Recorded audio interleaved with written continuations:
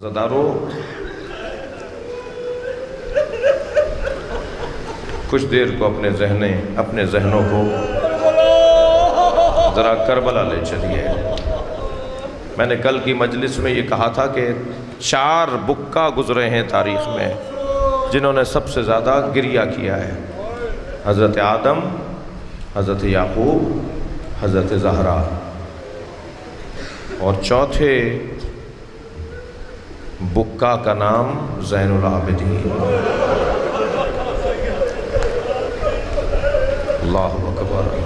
जो 40 साल तक रोया हो। अभी आप ताबूत की ज़ियारत करेंगे। रोने वालों से कह रहा हूँ, ज़ियारत करते वक्त ख्याल रहे एक बीमार का ताबूत है। ख्याल रहे एक गमज़दा इमाम का ताबूत है। बहुत रोए मेरे मौला सज्जाद। अल्लाहु अकबर। मेरे मौला सज्जाद ने जब शहादत करीब आई तो इमाम बाक़िर को वसीयतें फरमाई। उन वसीयतों में मेरे मौला ने अपने शियों के लिए पैगाम दिया, ए मोहम्मद बाक़िर, हमारे रोने वालों से कहना 4 लोगों से दोस्ती न करो। फासिक से दोस्ती न करो, बखील से, कंजूस से दोस्ती न करो। फरमाया झूठे इंसान से दोस्ती न करो। और चौथा, जो क़त्अ रहम करता हो, जो अपने रिश्तेदारों से ताल्लुकात तोड़ देता हो, मेरे शिया उससे दोस्ती न करें।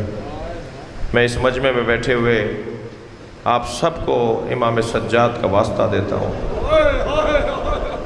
अगर हमारे दरमियान कोई ऐसा शख्स बैठा है जिसने अपने रिश्तेदारों से ताल्लुकात तोड़े हुए हैं, आज मजलिस के बाद अपनी बहन को फ़ोन करे, अपने भाई से रब्ता करे, अपने चचाजाद, अपने खालाजाद, अपने फूफीजाद भाई से, बहन से रब्ता करे कि मेरा तुम्हारा ताल्लुक़ ख़त्म हो गया था मगर इमाम सज्जाद का हुक्म सुन के आया। इमाम ज़ैनुल आबिदीन ने फरमाया है कि क़त्अ रहमी करने वालों से दोस्ती न करो। हमें वो शिया अच्छे नहीं लगते जो अपने खूनी रिश्तेदारों से ताल्लुकात तोड़ देते हो। अज़दारो, इमाम ने हमारी रहनुमाई के लिए सारी ज़िंदगी गिरिया किया। अभी आप जब रोएंगे ना तो ख्याल रहे कि बराबर से कहीं इमाम सज्जाद की आवाज़ ना आ रही, इसलिए कि ये मौला उस मजलिस को बड़ा अजीज़ रखता है जिस मजलिस में बुलंद आवाज़ से गिरिया हो रहा होता है। शहाबुद्दीन ज़ोहरी ने आकर कहा, मौला मेरे बेटे की शादी है। हजरत ने एक सर्द आह भरी और फरमाया, शहाबुद्दीन, करबला के बाद तो हम किसी शादी में शरीक नहीं हुए, हमारी खुशी कौन सी रह गई है, हम किसी खुशी में शरीक नहीं होते। कितने दर्द भरे लहजे में कहा होगा कि शहाबुद्दीन ज़ोहरी ने इस बात पर कोई बात नहीं की, उल्टे पैर वापस हो गए।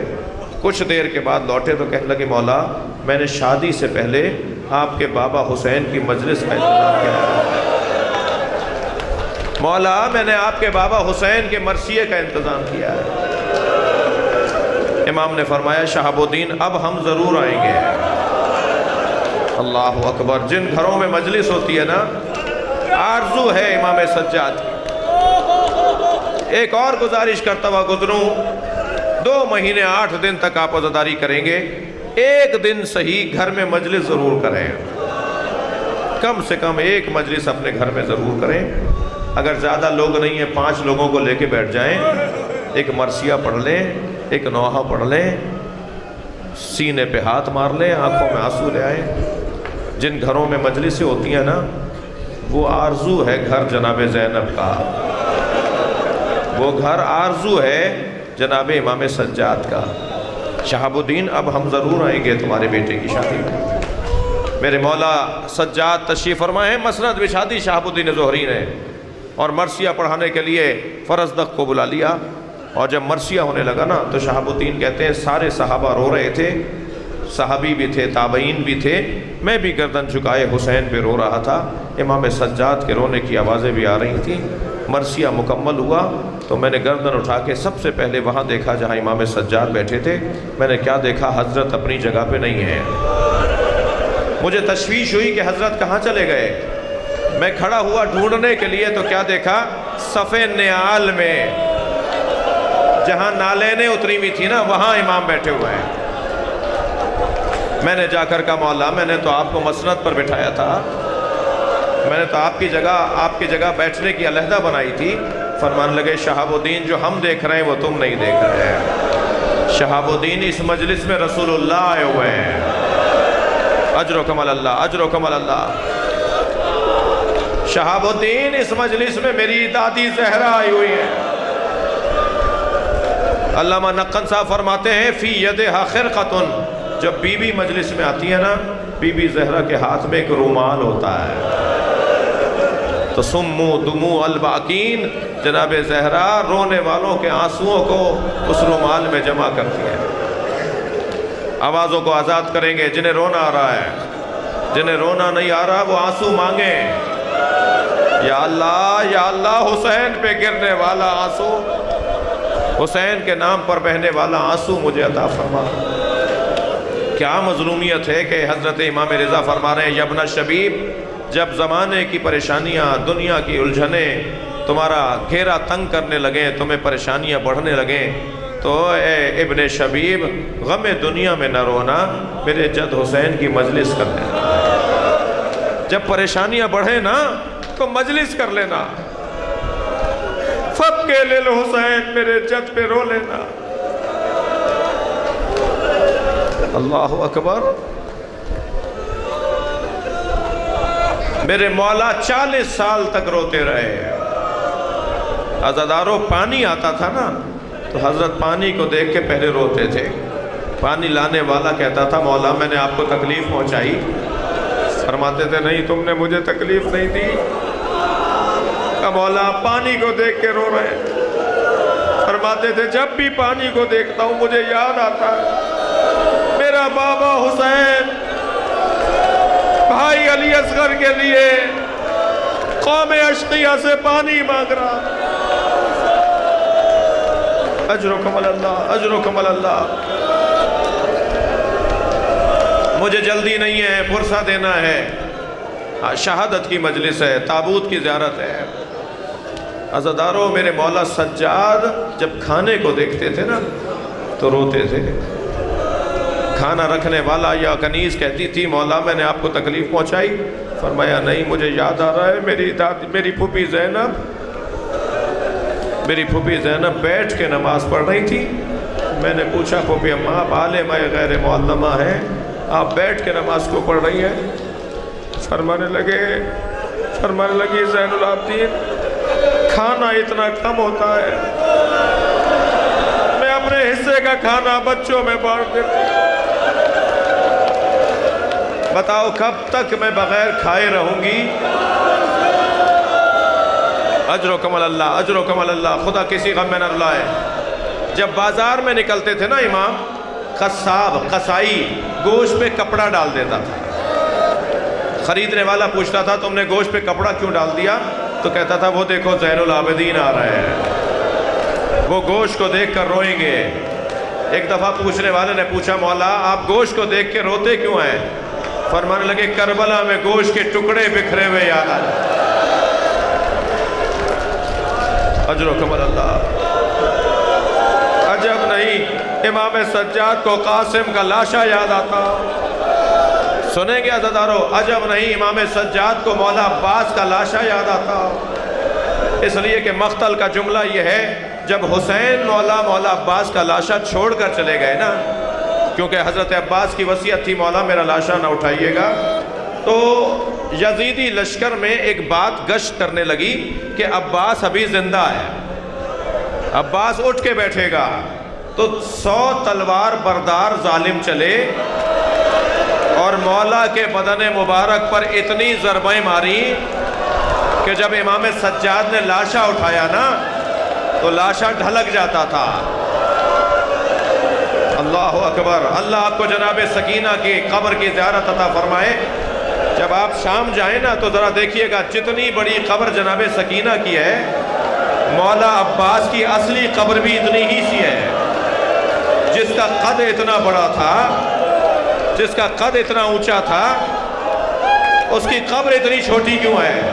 مولا سجاد نے جب لاشا اٹھایا نا رونے والوں، تو لاشا ڈھلک جاتا تھا، چٹائی میں لپیٹ کے گٹھڑی بنا کے. اجر و کمل اللہ، اجر و کمل اللہ. میرے مولا عباس کو دفنایا. منہال آئے مولا سجاد کی خدمت میں. مولا کب تک روئیں گے؟ شہادت تو آپ کا ورثہ ہے. فرمایا منہال شہادت ہمارا ورثہ ہے، مگر ماں بہنوں کا بغیر چادر کے کوفہ و شام کے بازاروں سے گزرنا ہمارا ورثہ. اجر و کمل اللہ، اجر و کمل اللہ. تھکیں گے نہیں عزادارو. مجھے 2 منزلیں لینی ہیں. ابن عتیبہ نامی ایک شخص کہتا ہے کہ میں شام میں مسافر خانے میں ٹھہرا ہوا تھا کہ میں نے شادیانے بجنے کی آوازیں سنی، رقص اور طرب کی آوازیں سنی. میں نے برابر والے حجرے میں مسافر سے پوچھا کہ آج مسلمانوں کی کوئی عید کا دن تو نہیں ہے، آج مسلمان خوشی کیوں منا رہے؟ کہنے لگا کربلا میں ایک باغی نے خروج کیا تھا، اسے مارا گیا ہے اور اس کے خانوادے کو اسیر بنا کر لائے ہیں، اور شام میں اسے مارنے کا جشن منایا جا رہا ہے. ابن عتیبہ کہتا ہے مجھے سمجھ میں نہیں آیا یہ کون ہے جسے کربلا میں مارا ہے. میں اپنے مسافر خانے سے باہر آیا تو میں نے کیا دیکھا؟ نیزوں کی انیوں پر کٹے ہوئے سر ہیں، اور سروں کا روب اور جلال بتا رہا ہے کہ یہ مرنے والے، مارے جانے والے اللہ کے ولی ہیں.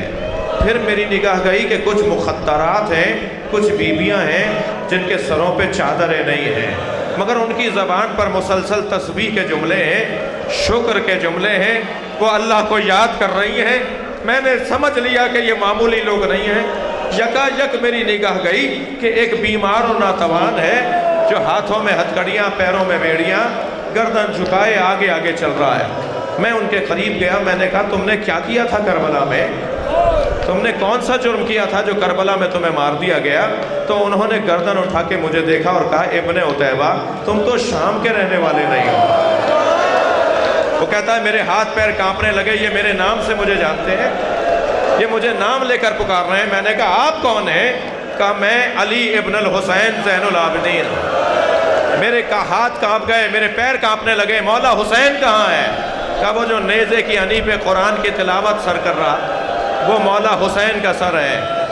ایک مرتبہ کہا مولا حکم کریں میں آپ کی کیا خدمت کروں؟ فرمایا اللہ اکبر. فرمایا تمہاری جیب میں کچھ پیسے ہیں؟ اللہ کسی کریم کو یہ دن نہ دکھائے. جو دینے والے لوگ ہوتے ہیں کبھی وہ یہ نہ کہیں. کہنے لگا مولا 2000 درہم میرے پاس ہے. فرمانے لگے جاؤ چند چادریں خرید کر لیا. ابن عتیبہ کہتا ہے میں 1000 درہم سے چادریں لے کر آیا. میں نے بیویوں کو چادریں تقسیم کی، مگر کچھ ہی دیر بعد نیزہ بردار لوگ آئے، سروں سے چادریں اتارنے لگے. واہ حجابہ کے نوحے بلند ہوئے. میں حضرت کی خدمت میں آیا. مولا مجھے حکم کرے میں کیا کروں؟ حضرت نے فرمایا یہ لوگ جو نیزے اٹھائے ہوئے ہیں اور نیزوں کی انیوں پہ سر ہیں، یہ پیسے کے پجاری لوگ ہیں، یہ دنیا کے لالچی لوگ ہیں. انہیں پیسے بانٹو، ان سے کہو کہ سروں کو آگے لے جاؤ تاکہ تماشا دیکھنے والے سروں کو دیکھیں، میری پھوپھی کی طرف نہ دیکھیں، میری بہنوں کی طرف نہ دیکھیں.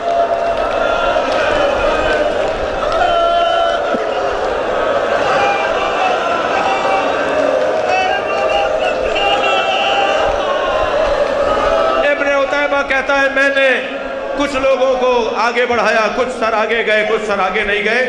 اسی اسنا میں میں نے دیکھا کہ ایک شخص نے حسین کی پیشانی پہ پتھر مارا. پتھر کا لگنا تھا، حسین کی پیشانی سے خون نکلنے لگا.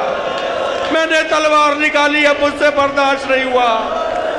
تو امام سجاد کی آواز آئی ابن عتیبہ تلوار رکھ لو، تلوار نہ نکالو، تم سے ایک پتھر برداشت نہیں ہوا، ہم کربلا سے پتھر کھاتے آ رہے ہیں، ہمیں دربار شام میں جانے دو.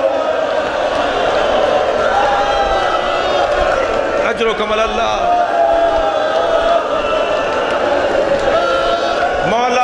ہشام ابن عبد الملک نے زہر دے دیا. زہر کا اثر مولا سجاد کے بدن مبارک میں ہے.